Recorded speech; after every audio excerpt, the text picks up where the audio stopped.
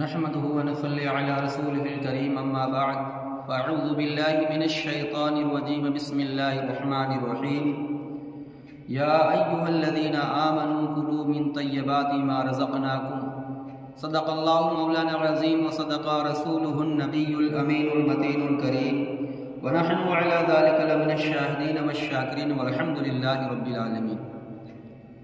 آئیے ہم مل کر درود پاک پڑھیں۔ اللہم صلی علی سیدنا مولانا محمد وبارک وسلم صلاۃ و سلاما علیک یا رسول اللہ صلی اللہ تعالی علیہ وسلم۔ اعلیٰ حضرت فرماتے ہیں کہ چمک تجھ سے پاتے ہیں سب پانے والے، میرا دل بھی چمکا دے چمکانے والے، برستا نہیں دیکھ کر ابر رحمت، بگوں پر بھی برسا دے برسانے والے۔ تو زندہ ہے واللہ تو زندہ ہے واللہ، میرے چشم عالم سے چھپ جانے والے۔ خطبہ مسنونہ کے بعد قرآن مجید فرقان حمید کی آیت مبارکہ تلاوت کرنے کا شرف حاصل کیا، جس میں اللہ تبارک و تعالیٰ نے اپنے بندوں کو کسب حلال حاصل کرنے کے متعلق ارشاد فرمایا کہ یا ایھا الذین آمنوا کلوا من طیبات ما رزقناکم، اے ایمان والو کھاؤ ہماری دی ہوئی پاک صاف ستھری چیزیں۔ اور حدیث پاک میں اللہ کے رسول صلی اللہ تعالی علیہ وسلم نے ارشاد فرمایا طلب الحلال واجب علی کل مسلم، کہ طلب حلال مال کا طلب کرنا ہر مسلمان پر فرض اور لازم ہے۔ کسب حلال محنت و مشقت کر کے حاصل کرنا کتنا بڑا اجر و ثواب ہے کہ اللہ کے رسول صلی اللہ تعالی علیہ وسلم نے ارشاد فرمایا کہ جو طلب حلال میں کوشش کرتا ہے تو جنت اس کے لیے واجب ہو جاتی ہے۔ کہ ابراہیم بن ادھم رحمۃ اللہ تعالی علیہ جو جنگل سے لکڑی کاٹ کر بازار میں لے کر بیچتے تھے، ایک دن ان کے مریدین نے کہا حضور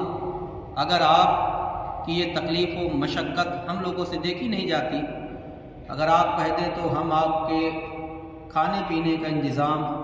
مہیا کر دیں، آپ کے ماننے والے بے شمار ہیں۔ تو حضرت ابراہیم بن ادھم رحمۃ اللہ تعالیٰ نے فرمایا کہ چپ ہو جا، کیا تجھے معلوم نہیں کہ رسول کریم صلی اللہ تعالیٰ علیہ وسلم نے ارشاد فرمایا کہ جو طلب حلال میں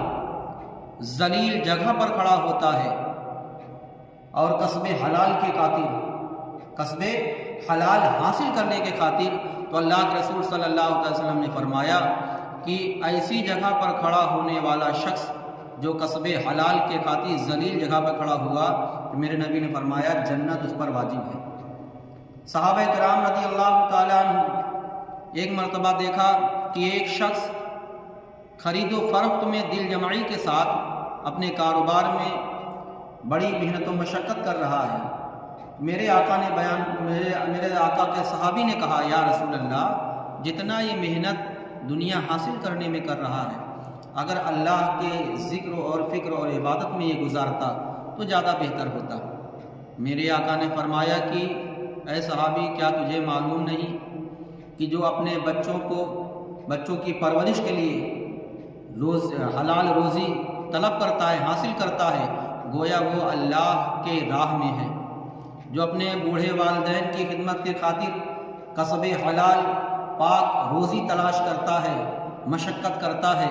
تو گویا وہ بھی اللہ کے راہ میں ہے، یعنی وہ بھی عبادت میں شمار ہوگی۔ جو اپنے پیٹ کے لیے اپنے کھانے کے لیے اپنے ہاتھوں کی کمائی کرتا ہے، کسب حلال حاصل کرتا ہے، تو گویا وہ اللہ کی راہ میں ہے۔ حضرت ابراہیم بن ادھم کا واقعہ کہ حضرت ابراہیم بن ادھم رحمۃ اللہ تعالیٰ علیہ بیت المقدس میں نماز ادا کرتے تھے۔ ایک مرتبہ کی بات ہے کہ آپ بیان فرماتے ہیں کہ ہم بیت المقدس میں رات بھر عبادت کرنا چاہا، مگر وہاں کے خدام شام کو تمام عبادت گزار لوگوں کو مسجد سے باہر نکال دیتے تھے اور دروازہ بند کر دیتے تھے، پھر فجر کے وقت دروازہ کھلتا تھا۔ تو حضرت ابراہیم بن ادھم کہتے ہیں کہ ہم مسجد کے اندر چٹائی کے اندر چھپ گئے اور خدام نے سوچا کہ مسجد خالی ہو گئی، سب لوگ چلے گئے ہیں نماز پڑھ کے، تو مسجد کے خدام خدمت گزاروں نے دروازہ بند کر دیا۔ تو ابراہیم بن ادہم فرماتے ہیں کہ میں اندر ہی رہا، اور جب رات کا تیسرا حصہ گزرا تو حضرت ابراہیم بن ادہم کہتے ہیں کہ میں نے دیکھا کہ اچانک بیت المقدس کا دروازہ کھل جاتا ہے، اور بیت المقدس دروازہ جب کھلتا ہے تو اللہ والوں کی جماعت جو 40 لوگ تھے داخل ہوئے، اور محراب کے پاس بیٹھ کر اللہ کے ذکر و فکر، اللہ کی حمد و ثنا بیان کر رہے تھے۔ تو ایک حمد و ثنا کے بعد ایک مرید نے کہا کہ حضور، آج ہم میں سے ہماری جماعت کے علاوہ کوئی ایک شخص مسجد میں موجود ہے۔ تو ان کے شیخ نے کہا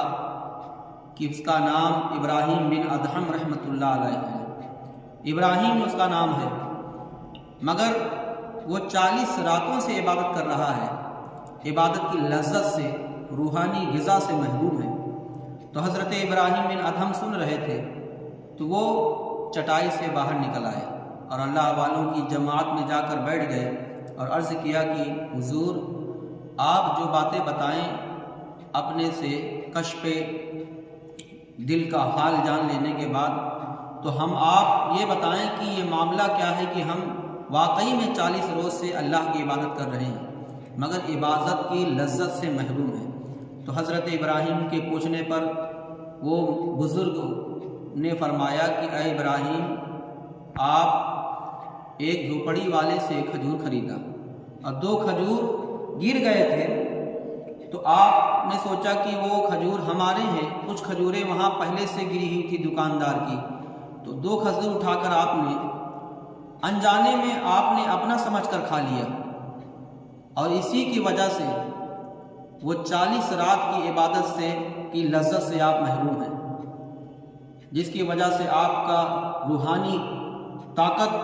آپ کو حاصل نہیں ہو رہی ہے۔ حضرت ابراہیم بن ادہم کون ہیں؟ یہ بلخ کے بادشاہ ہیں، ان کے بے شمار ایسے واقعات موجود ہیں۔ آئیے میں آپ کو ایک اللہ کے نبی کا واقعہ سناتا ہوں، حضرت داؤد علیہ السلام۔ حضرت داؤد علیہ السلام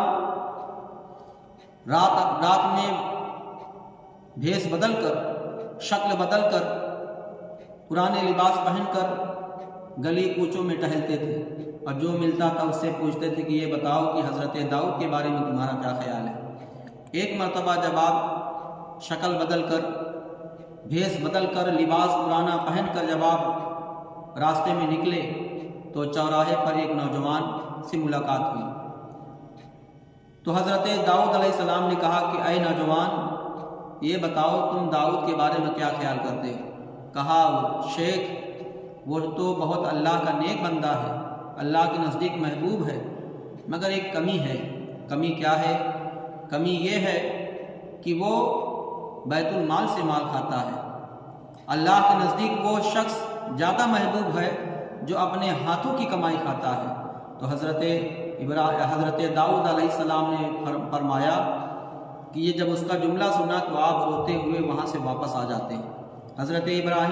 داؤد علیہ السلام نے کہا، اللہ کی بارگاہ میں سجدہ ریزہ ہو گئے اور دعا مانگنے لگے رو رو کر کہ اے پاک پروردگار عالم، ہمیں کوئی ایسا ہنر سکھلا دے، ہمیں کوئی ایسا طریقہ بتلا دے کہ میں اپنے ہاتھوں کی کمائی کھاؤں۔ تو اللہ تعالیٰ نے حضرت داؤد علیہ السلام کی دعا کو قبول فرمائی اور فرمایا، اور ان کے لیے لوہا کو موم بنا دیا، یعنی لوہا کو جیسے آٹا سانیے، آٹا کو جو ہے گوندھ دیجئے تو چاہے جس طرح چاہے موڑ دیجئے، اس طرح سے لوہا جس طرح چاہے تو موڑ دیتے تھے پکڑ کے۔ تو حضرت داؤد علیہ السلام جنگ کے سامان زیرہ وغیرہ بنایا کرتے تھے، تو دیگر ضروریات کام سے فارغ ہو کر، گھر کے کاروبار سے اور مملکت کے کاروبار کام سے فارغ ہو کر آپ زیرہ بنایا کرتے تھے، اور اسی زیرہ کو بیچ کر اپنے اور اپنے گھر والوں کا یعنی گزر بسر کیا کرتے تھے۔ حضرت داؤد علیہ السلام اللہ کے نبی ہیں، اور انہوں نے بھی مشقت کر کے کسب حلال کھایا۔ بس یہ آخری حدیث سماعت فرمائیں کہ اللہ کے رسول صلی اللہ تعالی علیہ وسلم نے بیان فرمایا کہ جو شخص حرام لقمہ اپنے پیٹ میں ڈالتا ہے، کھاتا ہے حرام لقمہ، تو جب تک اس کے پیٹ میں حرام کا لقمہ رہے گا اللہ رسول فرماتے ہیں کہ فرشتے اس پر لعنت بھیجتے رہتے ہیں، اور اگر اسی حالت میں اس کی موت ہو گئی تو اس کا ٹھکانہ جہنم ہے۔